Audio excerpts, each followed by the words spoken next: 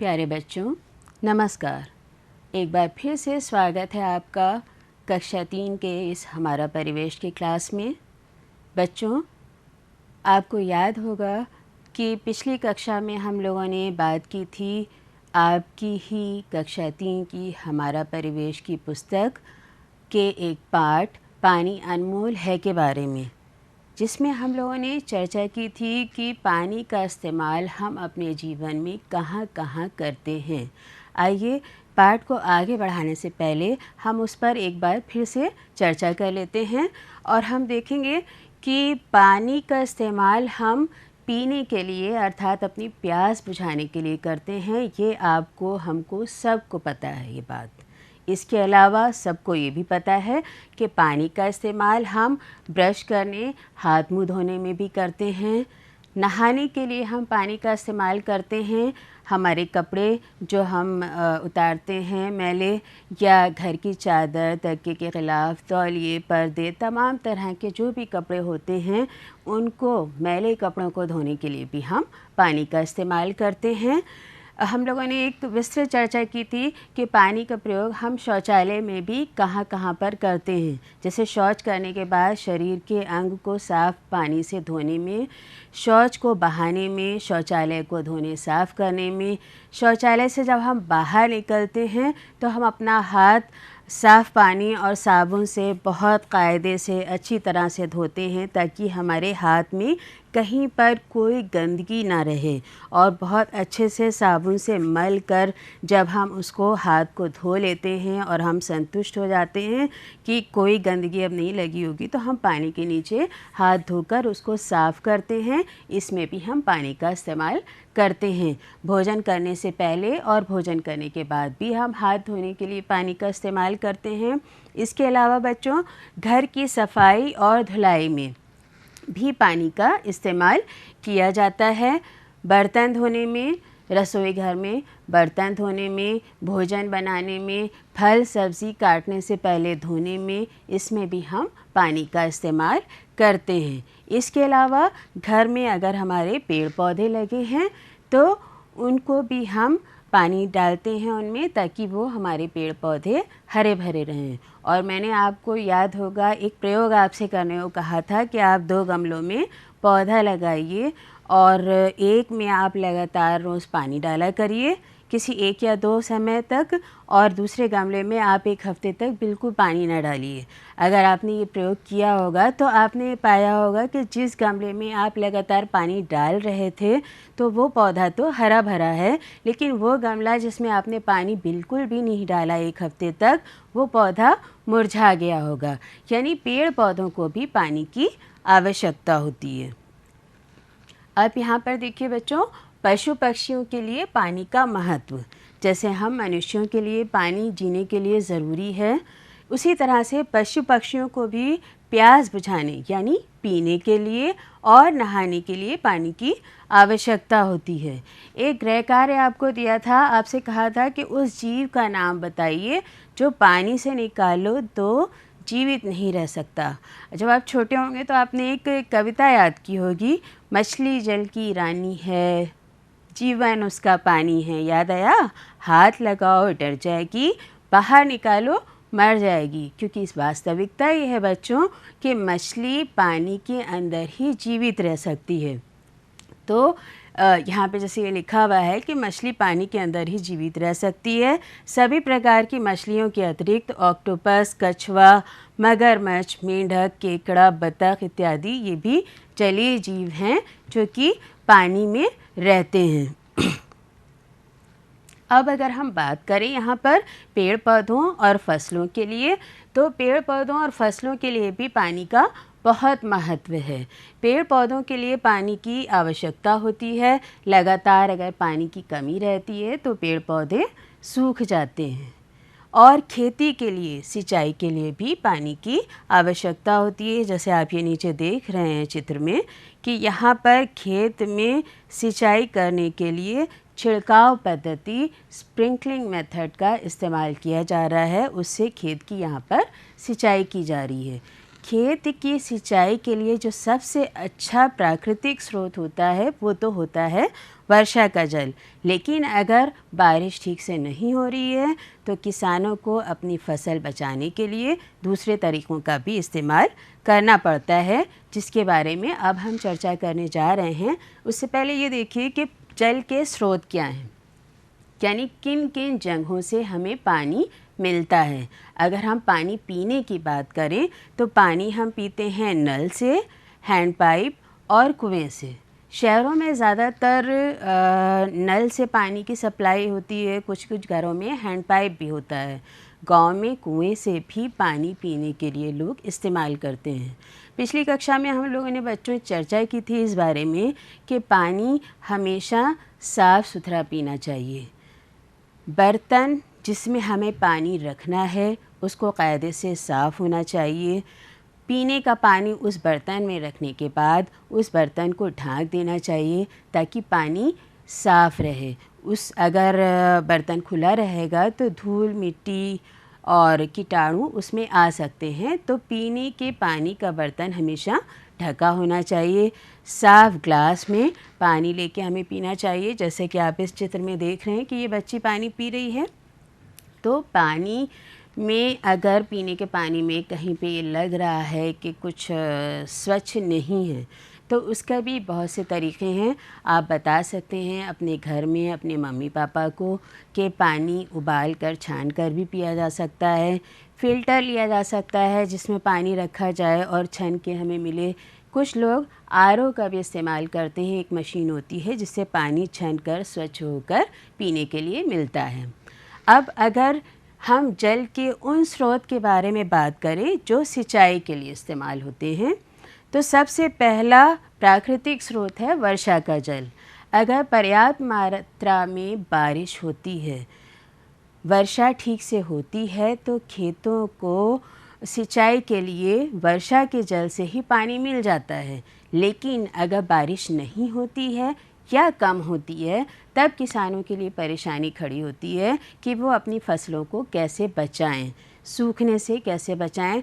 यहाँ पर अब किसान क्या करते हैं कि वो नलकूप, नहर या तालाब और कुछ किसान कभी कभी कुएं से भी पानी लेकर अपने खेतों में फसलों की सिंचाई का काम करते हैं।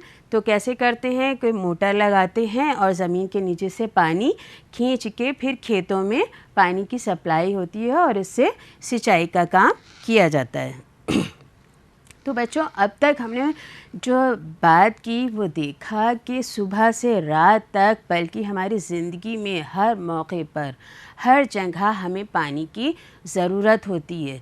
तभी इस पाठ का नाम है पानी अनमोल है। लेकिन आज हम जिस बात पे चर्चा करने जा रहे हैं वो बहुत गंभीर विषय है। इतना गंभीर जिसके बारे में अभी जब मैं चर्चा करूंगी तो आपको लगेगा कि हाँ वाकई में पानी कितना अनमोल है और अगर हम इसका ध्यान नहीं रखेंगे तो आगे आने वाले वक्त में हमारे लिए भी ये चीज़, ये पानी जो कि इतना कीमती है, हमारे लिए भी बहुत मुश्किल हो जाएगा उसको लेना। तो यहाँ पे हम बात कर रहे हैं जल संकट। थोड़ा सा मुश्किल शब्द है, इसको अभी मैं आपको समझाती हूँ। आमतौर पर जल संकट का अर्थ एक क्षेत्र में पेयजल की मांग को पूरा करने के लिए पर्याप्त उपलब्ध संसाधनों की कमी से है। आप घबराइएगा नहीं, मैं अब इसको बहुत आसान भाषा में समझाने की कोशिश करती हूँ और आपको समझ में भी आ जाएगा। पीने का पानी, पेयजल का मतलब क्या हुआ, पीने का पानी।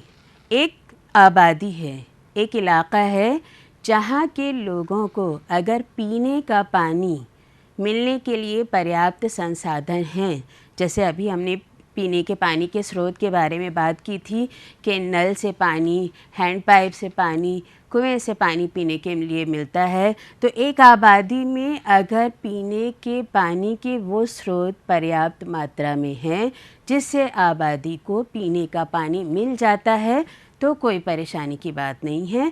लेकिन कुछ इलाके हमारे देश में ऐसे भी हैं जहाँ पर पूरी आबादी, सैकड़ों हज़ारों की आबादी होती है, लेकिन वहाँ पर रहने वाले लोगों को, वहाँ उस आबादी में रहने वाले परिवारों को पीने के पानी के संसाधन भी नहीं हो पाते हैं। अभी हम इसके बारे में चर्चा करते हैं। तो जल संकट, अब आप समझ गए ना कि एक क्षेत्र में, एक इलाके में जो रह रही है आबादी, अगर उसको पीने के पानी के पर्याप्त संसाधन नल, हैंडपाइप या कुएं के द्वारा नहीं मिल रहे हैं, उन्हें अपनी प्यास बुझाने के लिए पानी नहीं मिल पा रहा है, इसका मतलब ये हुआ कि उस इलाके में जल संकट है। अब कैसे कैसे जल संकट होता है, बहुत आसानी से मैं आपको समझाने की कोशिश करती हूँ। गर्मी के मौसम में अक्सर देखिए होता क्या है कि नलों से जिनके घरों में पानी आता है, तो पानी की सप्लाई आपने देखा होगा कि कम हो जाती है। अक्सर गर्मी के मौसम में क्या होता है कि जैसे मान लीजिए नल से 3 टाइम पानी आता है, सुबह, दोपहर और शाम को। लेकिन आपने देखा होगा, आपने ये पाया होगा कि कभी कभी दोपहर को पानी नहीं आता है या सुबह और शाम को ही पानी आता है। कभी कभी ये होता है कि शाम को भी पानी नहीं आया और सिर्फ एक टाइम आया। कभी कोई उनके यहाँ सप्लाई में कोई ख़राबी हो जाती है, और ज़्यादातर ये ख़राबियाँ गर्मी के मौसम में ही होती हैं। तो पता चला 24 घंटे पानी नहीं आया और बहुत परेशानी हो जाती है। तो ये एक तरह का जल संकट हो जाता है।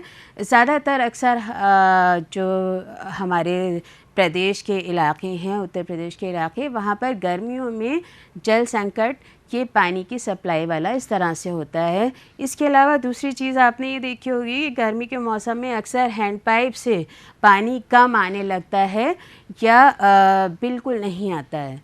तो बड़े बुज़ुर्गों ने आपके यहाँ घर में, मम्मी पापा ने या आस पड़ोस वालों ने बताया होगा, आपने एक शब्द सुना होगा कि वाटर लेवल डाउन हो गया या जल स्तर कम हो गया।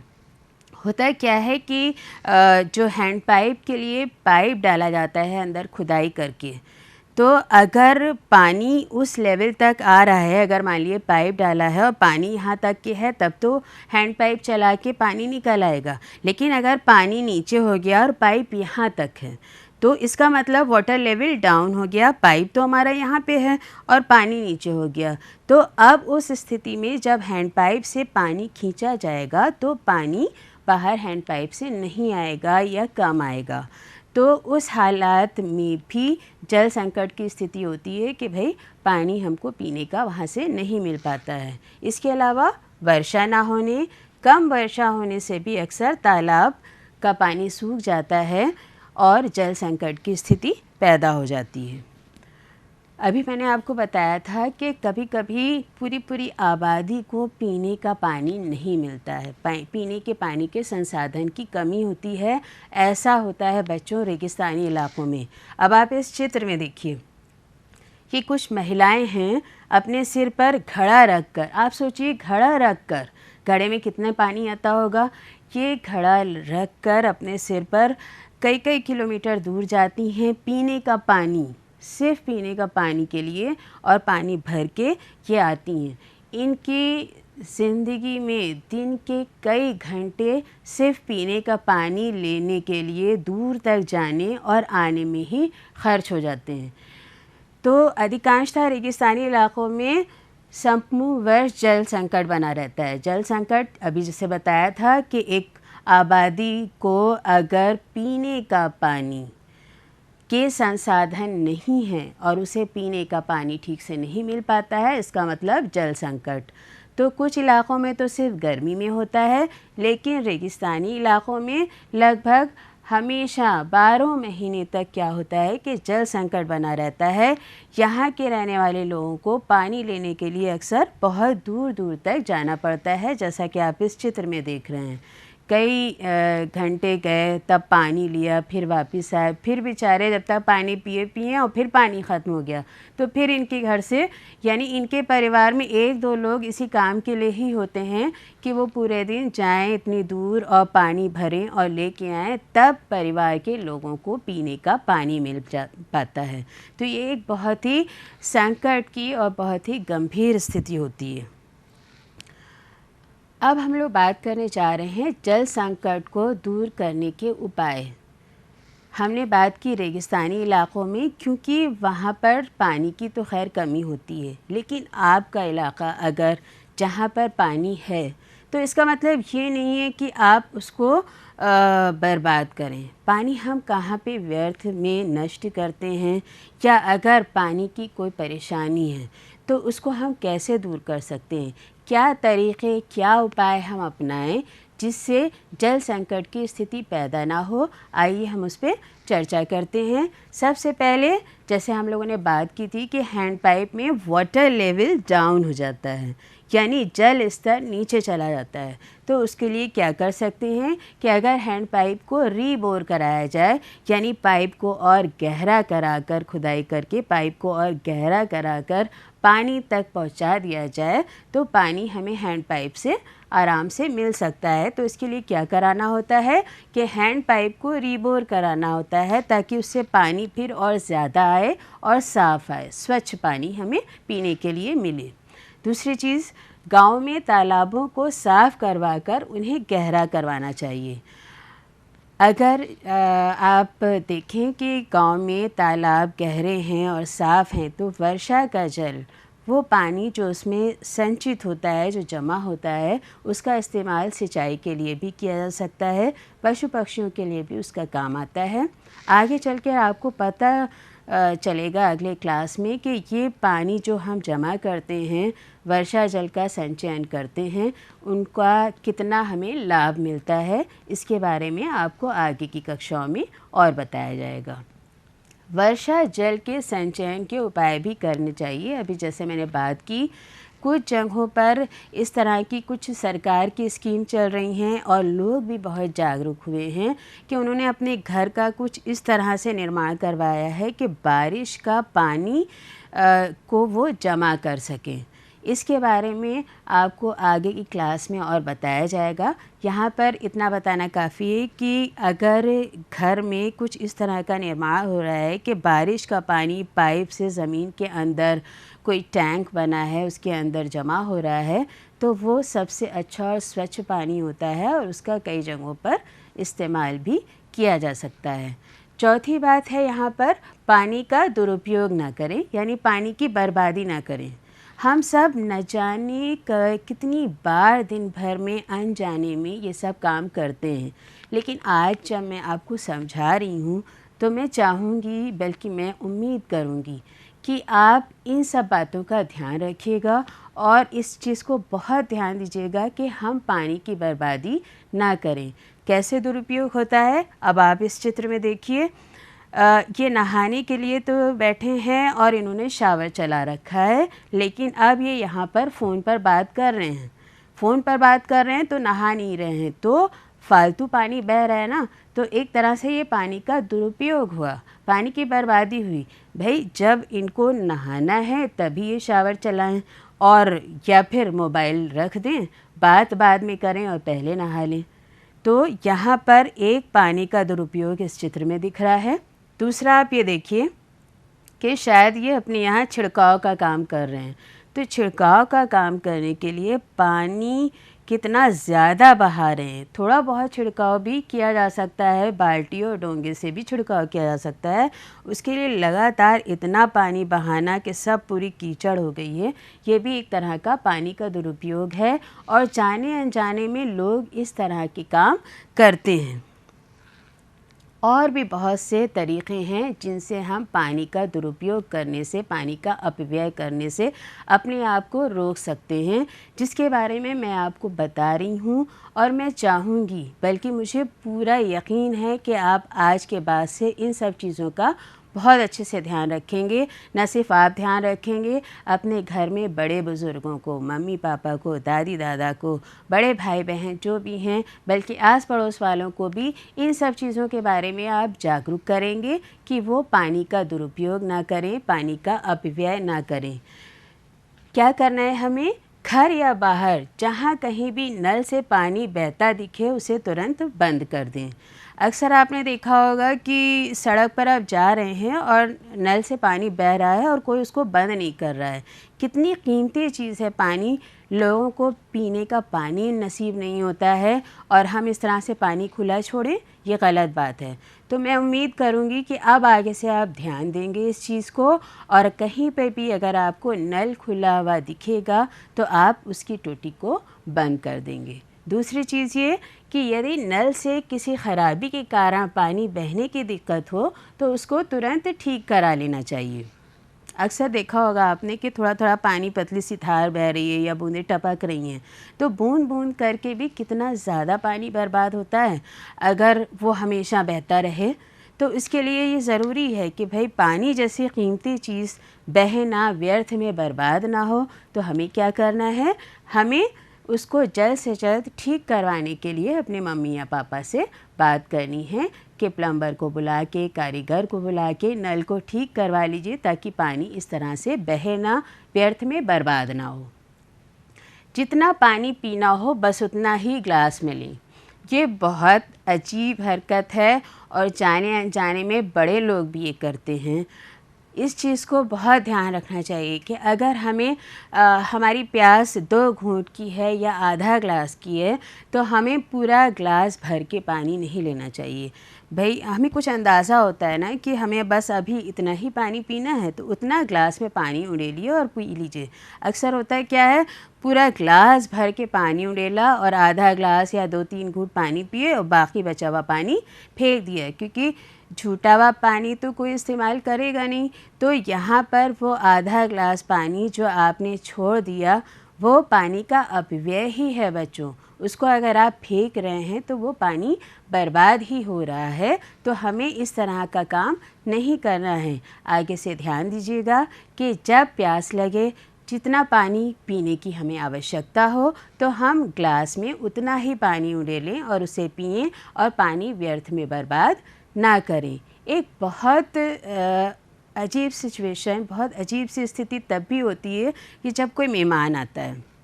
मेहमान आया, आपने ग्लास में भर भर के, मान लीजिए 3-4 मेहमान आए और आपने भर भर ग्लास पानी एक ट्रे में ला के रख दिया। अब किसी को पानी पीना ही नहीं है, उन्होंने मुरव्वत के तौर पे, क्योंकि आप पानी लेके आए हैं, उन्होंने 2 घूंट पानी पिया और छोड़ दिया। किसी ने पूरा पानी पी लिया, किसी ने आधा ग्लास पानी पिया। तो ये जो आप इतना पानी लाए थे 3 ग्लास और उसमें से सिर्फ 1.5 ग्लास पानी पिया गया और 1.5 ग्लास पानी बर्बाद हो गया। इसको हम रोक सकते हैं।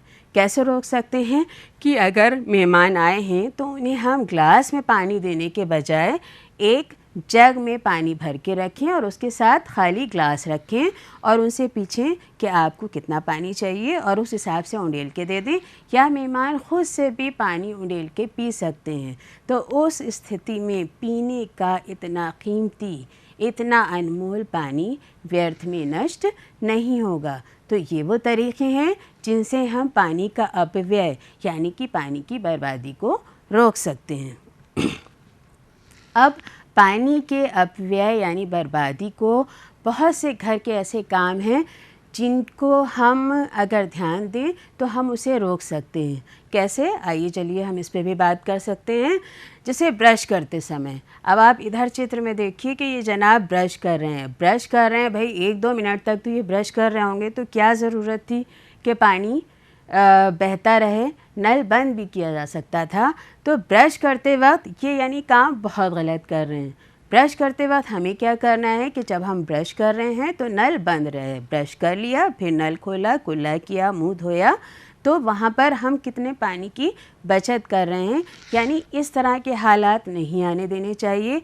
ब्रश करते वक्त हम नल को बंद रखेंगे, ब्रश कर लेंगे, फिर नल खोला, कुल्ला किया, मुंह धोया, और इस तरह से हम पानी का अपव्यय करने से रोक सकते हैं। अब नहाते वक्त कैसे रोक सकते हैं? अभी आपको याद होगा कि शावर से पानी बह रहा था।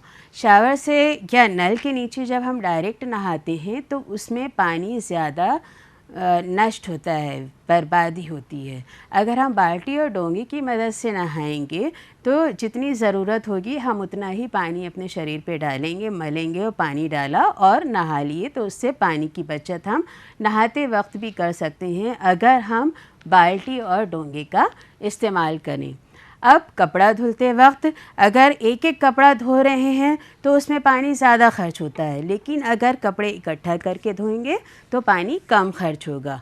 बर्तन धोते समय भी यही है कि बर्तन हम धो रहे हैं और नीचे दूसरे बर्तनों में पानी अगर जा रहा है तो भी हम पानी की बचत बर्तन धोते वक्त भी कर सकते हैं। फल सब्ज़ी धो रहे हैं, उसका बचा हुआ पानी गमलों में डाल सकते हैं। पानी पी के बचा हुआ पानी गमलों में डाल सकते हैं, पशु पक्षियों को दे सकते हैं और इस तरह से भी हम पानी की बचत कर सकते हैं। पशुओं को नहलाने के लिए ज़रूरी नहीं है कि पूरा पाइप डाला जाए।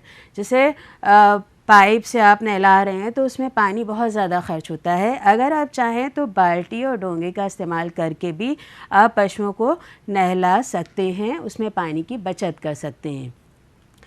पेड़ पौधों को पानी देने के लिए जैसे अभी बताया था कि फल और सब्ज़ी धोते वक्त उनका बचा हुआ पानी, या हमने पानी पिया या मेहमानों ने पानी पिया और उसका पिया हुए पानी का बचा हुआ हिस्सा भी हम पेड़ पौधों में डाल सकते हैं। इसके अलावा पेड़ पौधों में पानी देने के लिए ये तरीक़ा बहुत गलत है जो आप चित्र में देख रहे हैं, जिसमें पाइप से वो इतना पानी डाल रही हैं कि बाहर एक जानवर और एक वृद्ध पुरुष भी वो पानी पी पा रहा है, और गमलों के साथ साथ बाहर सड़क पर भी ये पानी इस तरह से डाल रही हैं। तो ये भी एक तरह से पानी की बर्बादी है जिसको हमें रोकने का काम करना है। तो बच्चों, हमने जाना कि हम सब अपने दिन प्रतिदिन के तमाम कामों में पानी का उपयोग करते हैं। हमारे साथ ही साथ पशु पक्षियों, पेड़ पौधों को, फसलों को भी पानी की ज़रूरत होती है। गर्मी के मौसम में अक्सर जल संकट की स्थिति हो जाती है, यानी एक ख़ास इलाके में रहने वाले लोगों को पीने के पानी के संसाधन उपलब्ध न होना, वो जल संकट की स्थिति हो जाती है।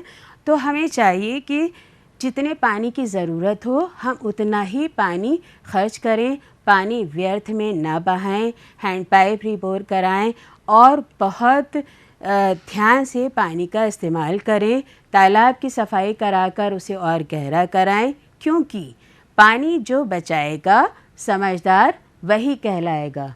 तो मैं उम्मीद करती हूँ कि आप और आपके घर में रहने वाले सभी लोग और आपके दोस्त भी आज से ये समझदारी का काम करेंगे और पानी को बचाने का काम करेंगे। अब बच्चों, एक गृह कार्य है जिसको आप आराम से कर सकते हैं।